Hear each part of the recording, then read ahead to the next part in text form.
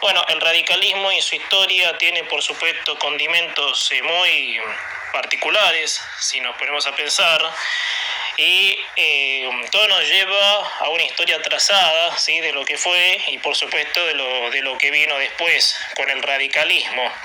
¿Sí? Hay ejemplos, ¿sí?, bastante certeros, ¿sí?, de estos personajes que poco menos han muerto en la pobreza, ¿sí? Y bueno, han dejado un ejemplo de lucha, ¿sí?, aferrados a esa ley, por supuesto, constitucional, que bueno, ha dejado, como te decía recién, gran parte de la historia. Bueno, Arturo Illia nació en Pergamino un 4 de agosto de 1900 en Córdoba. ¿Sí? Y su fallecimiento fue el 18 de enero de 1983. Profesión como médico y político argentino, fue presidente de la Nación entre el 12 de octubre de 1963 y el 28 de junio de 1966. Bueno, cuando fue derrocado por un golpe de Estado cívico-militar. Se desempeñó también como senador provincial, diputado nacional y vicegobernador de Córdoba, ¿sí? Y en 1962 fue elegido gobernador de la provincia, ¿sí?, cargo que el golpe de Estado contra el presidente Frondizi le impidió asumir. Bueno, fue también dirigente de la Unión Cívica Radical y de la Unión Cívica Radical del Pueblo, ¿sí? Bueno, su predecesor, ¿sí? Predecesor, bien digo, fue José María Guido, ¿sí?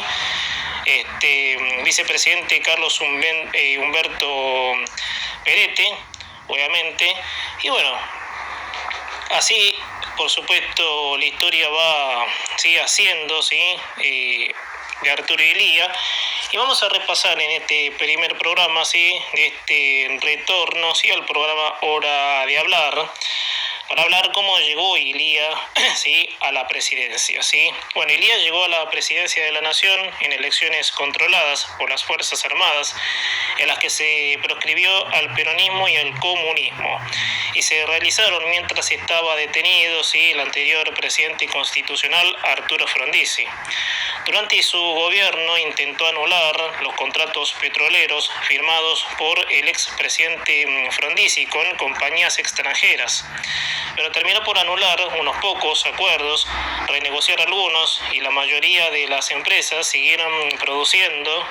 Se fomentó la industria nacional, se destinó el 23% del presupuesto nacional a la educación, la mayor cifra en historia, ¿sí?, del país. Bajó la desocupación, disminuyó la deuda externa, se llevó adelante un plan de alfabetización y se sancionaron la ley de salario mínimo vital y móvil y la ley de medicamentos, como conocida como ley Oñatibia. Durante su gobierno también se destaca la aprobación de la resolución de 2065, de la resolución 2065 de la Asamblea General de las Naciones Unidas, la cual reconoce la existencia de la disputa territorial por las Islas Malvinas, siendo este un elemento clave en la continuidad del reclamo argentino en la causa Malvinas. Bueno, aspectos de su persona. Estamos hablando siempre de Arturo Illia, ¿sí? Obviamente el convocado del día de hoy, ¿sí? Bueno, sobre lo que fue su gobierno, por supuesto, y bueno, lo que fue su persona. Bueno, estamos hablando siempre, para agregar un dato, de la política tradicional, ¿sí?, de la UCR, que, bueno, lamentablemente hoy nunca se pudo recuperar después del golpe, sí, que terminó de derrocar a uno de sus integrantes, como fue Fernando de la Rúa. Bueno, Illia se destacó su honestidad y honradez, siendo ejemplo, sí, de esto, el hecho de que Illia vivió casi toda la vida en su humilde casa de Cruz del Eje. donde se dedicaba a la medicina y que nunca utilizó su influencia a su favor, ¿sí? A punto tal de tener que vender su auto estando en el ejercicio del mando y negarse a utilizar fondos públicos para financiar sus tratamientos médicos. Luego de su gobierno mantuvo su activa militancia política, rechazó la jubilación que le correspondía como expresidente y volvió a su pueblo para seguir dedicándose a la medicina. Vieron que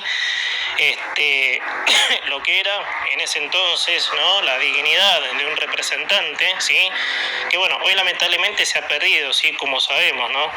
Yo creo que eso, por supuesto, tiene que ser considerado un ejemplo, y para los que lean y escuchen este segmento, bueno, ustedes tienen que darse cuenta de que la Argentina tuvo políticos honestos, más allá de que hoy la política, como te decía recién, sea vista, ¿sí?, de los peores costados. Bueno, sus críticos consideraron que estaba totalmente ajeno a la temática contemporánea y disimulaba esta carencia, ¿sí?, con una constante apelación a un visceral optimismo, ¿sí?, y una cierta testarudez. Bueno, y lo juzgaban, ¿sí?, duramente debido a su política represiva y antidemocrática contra el movimiento obrero y el peronismo, especialmente por los asesinatos y el mantenimiento de las normas proscriptivas. Su personalidad austera y tranquila fue también utilizada por importantes medios de comunicación y sectores del poder afectados por sus medidas, para instalar la imagen de un presidente lento, ¿sí? Era, por supuesto, lo que, bueno, aparentaba, ¿sí?, en esa, por supuesto, contextura, ¿sí?, que te estoy mencionando. Bueno, en una encuesta realizada en el año 2013 para establecer las 100 personas más honestas del mundo, según los argentinos, Ilía ocupó el tercer lugar detrás del Papa Francisco y uno de los padres de la patria, Manuel Belgrano, superando a la Madre Teresa de Calcuta, ¿sí?, y Mandela y Gandhi. Ahora, para agregar algo, y no me quiero salir del tema porque la idea no es hablar de personalidades que no representan nada, ¿no?, como el Papa Francisco, pero bueno, ¿qué tendría que hacer el Papa, sí, con todas las cosas que hizo en este listado de gente honesta, ¿no?, si nos ponemos a pensar? A ver, repasemos un poco, gente, ¿sí?, en el pasaje que te decía sobre, bueno, estas conductas, obviamente, ¿sí?, donde, bueno, Ilía era juzgado, obviamente, donde, bueno, se decía, ¿sí?, que lo juzgaban debido a su política represiva y antidemocrática contra el movimiento obrero.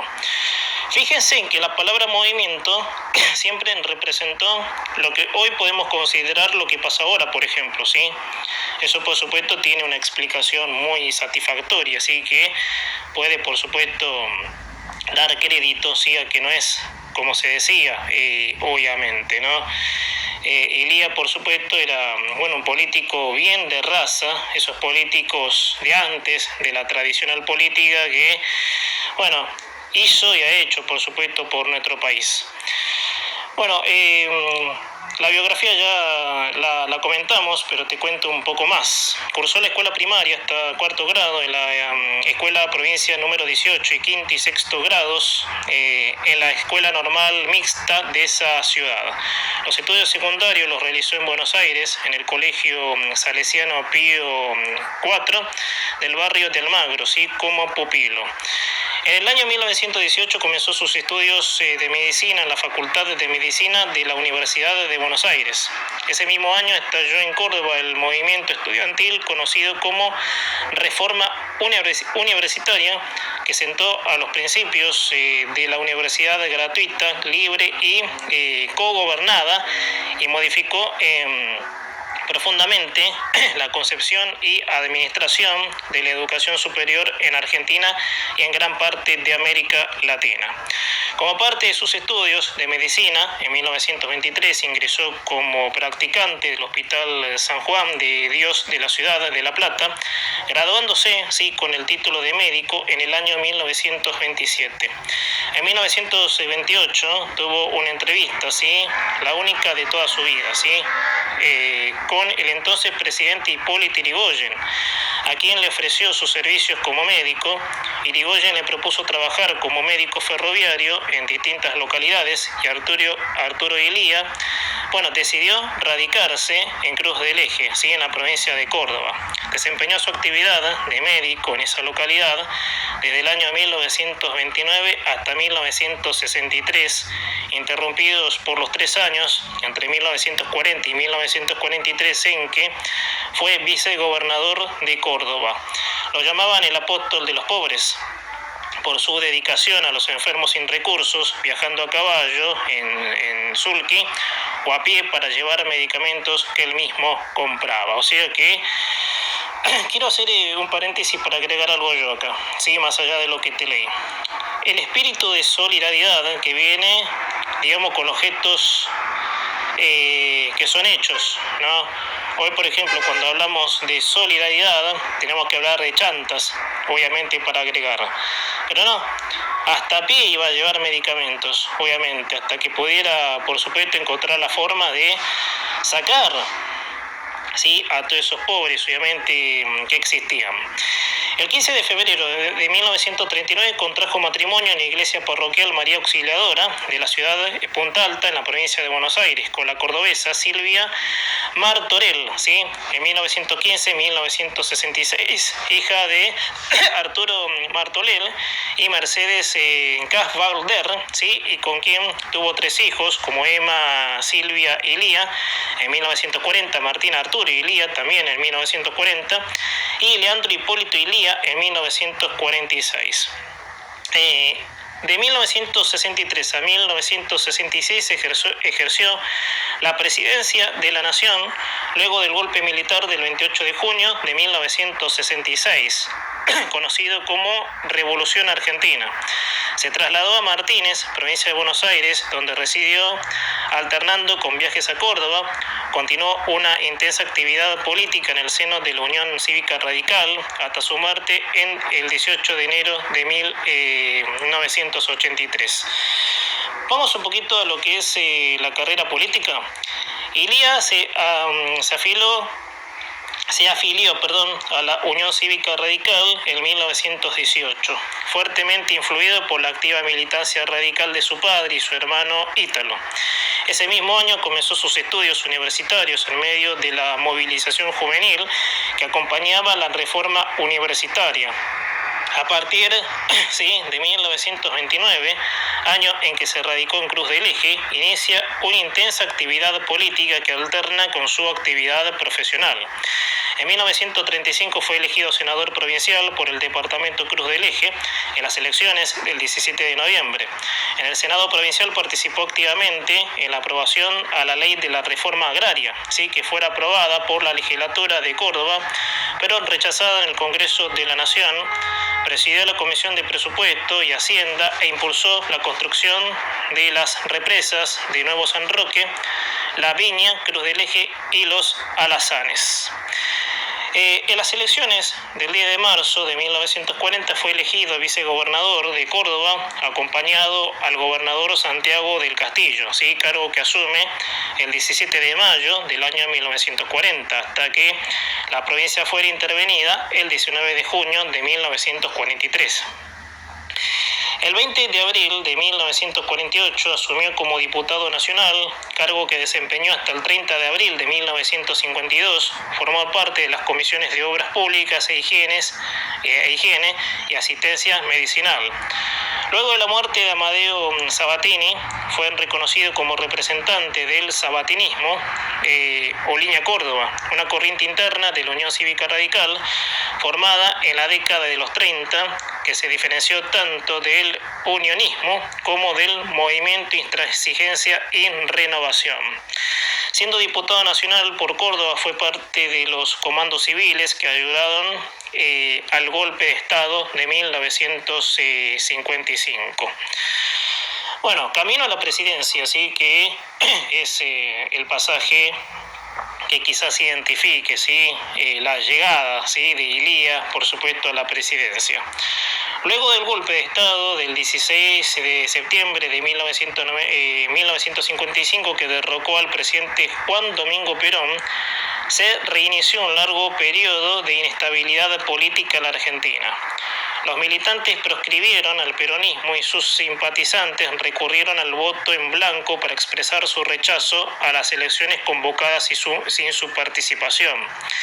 Por otra parte, la Unión Cívica Radical se dividió en dos, según la postura que cada sector asumía frente al peronismo, rechazando radicales intransigentes o aceptando radicales del pueblo. Su proscripción en 1962, el presidente Arturo Frondizi, un radical intransigente, legalizó parcialmente al peronismo, que triunfó ampliamente en las elecciones para elegir gobernadores provinciales del 18 de marzo de 1962. 11 días después, Frondizi fue derrocado, detenido y apresado en la isla Martín García durante la madrugada. Juan María Guido fue nombrado presidente provisional, que anuló las elecciones, volvió a proscribir el peronismo, disolvió el Congreso y convocó a nuevas elecciones limitadas controladas por los militares. Elía había resultado electo gobernador de Córdoba en esas elecciones practicadas durante el gobierno de Frondizi, pero no llegó a asumir debido al golpe. En ese momento, con el peronismo proscripto y Frondizi detenido ilegalmente, se realizaron las elecciones del 7 de julio de 1963, en las que Elía resultó el candidato más votado con un 25% del total. Bueno, el sistema electoral vigente establecía la elección indirecta en un código electoral por mayoría absoluta de 476 electores, de los cuales solo había logrado 668, luego de un acuerdo con la Federación de Partidos del Centro, el Partido Socialista Democrático, el Partido Demócrata Cristiano, la Confederación de Partidos Provinciales y 3 electores de la UCR, que en conjunto sumaban 102 electores. En la sesión del Código Electoral del 31 de julio, la reforma Elía Perete resultó elegida con 270 votos, 31 votos más que el mínimo constitucional necesario. El gobierno de Elía fue cuestionado a partir de la asunción de distintos frentes y por razones diversas. El peronismo veía llegar a la presidencia a toda una línea partidaria que había victoriado el golpe de 1955 y que había sido cómplice de la dictadura de 1955 y 1958, aportando funcionarios civiles, negada su participación a través de los procesos electorales, lucha política y sindical, se fusionarían para impugnar las medidas de gobierno y organizar el retorno de Perón. Bueno, esto es por supuesto lo que fue la historia de Elía, en lo que compete toda esta parte de la carrera política. Hemos pasado, por supuesto, esto tiene que ver con la biografía. Bueno, y aprovechando las causas del derrocamiento, vamos a ir un poco en estos minutos que quedan.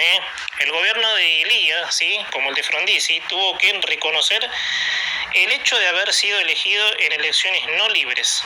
A causa de la proscripción del peronismo, muchos de cuyos simpatizantes votaron en blanco, obtenieron la segunda minoría, y del encarcelamiento del presidente Frondizi, que había ganado las elecciones anteriores y había sido derrocado por los militares. La falta de reconocimiento de legitimidad al gobierno de Elía por parte de los ciudadanos peronistas y frondicistas se vio agravada por un plan de lucha del movimiento obrero, afectado por la decisión del gobierno de sancionar una legislación sindical sin consultar a los sindicatos, sino investigar la desaparición del militante sindical Felipe Vallese. El gobierno de Elía redujo la persecución contra el peronismo, pero mantuvo la prohibición de que Perón regresara al país y que los sindicatos mayoritariamente peronistas apoyaran alguna corriente política. En octubre de 1964 el Congreso Nacional derogó el decreto, ley 4161 de 1956, que castigaba con la cárcel la promoción de las ideas y símbolos peronistas. Y poco después sancionó la ley 16.652 de partidos políticos, sin incluir una prohibición explícita del peronismo ni del comunismo. Simultáneamente, Perón emprendió su regreso al país el 2 de diciembre de 1964, pero Ilía lo impidió, solicitando a la dictadura brasileña que lo detuviera al hacer escala en Río de Janeiro y lo obligara a regresar a España. Por su parte, el Partido Justicialista se reorganizó para participar en elecciones, pero fue nuevamente prohibido a nivel nacional, excepcionalmente autorizado en Mendoza, esta vez por la justicia electoral, argumentando que había una identidad vital y dependencia sociológica del Partido Justicialista con el movimiento o partido peronista. El gobierno convocó entonces elecciones legislativas para el 14 de marzo de 1965 debido a la nueva proscripción a nivel nacional. El peronismo se presentó a través del partido Unión Popular, que triunfó ampliamente en las elecciones con 3.278.434 votos contra 2.074.970 de la Unión Cívica Radical del Pueblo. Aunque la UCRP mejoró su desempeño con respecto a 1963 y obtuvo éxito considerable en la competencia por el voto antiperonista en general y radical en particular. Con la Unión Cívica Radical intransigente cayendo en la relevancia política, el triunfo del peronismo agitó la situación interna de las Fuerzas Armadas. Bueno, la verdad que la historia fue bastante intensa. Estamos hablando de también costumbres políticas de aquella época, obviamente en donde el peronismo ya empezaba a hacer sus primeros palotes, en lo que es la destrucción argentina. Pero bueno, sí hay obviamente pasajes de Ilía que hablan de ciertas posturas firmes. Bueno, hubo radicales que tenían ese modo de la época, y bueno, uno por supuesto podía pensar que era lo mejor para el país, obviamente, de poner fin a los poderosos que se proponían a destruir al país. Estoy viendo una foto, de la época, en una manifestación contra Ilía, corresponde a la revista Panorama de aquel entonces, en 1966. Bueno, se puede ver pancartas, basta Ilía. Bueno, uno tiene con la caricatura de él, de su persona, basta Ilía, color blanco. Después, otros más, obviamente, y bueno, y todo lo que el peronismo venía, por supuesto, a tener en cuenta para ser lo que hoy es el país. Bueno, amigos, hasta acá llegamos, con este retorno del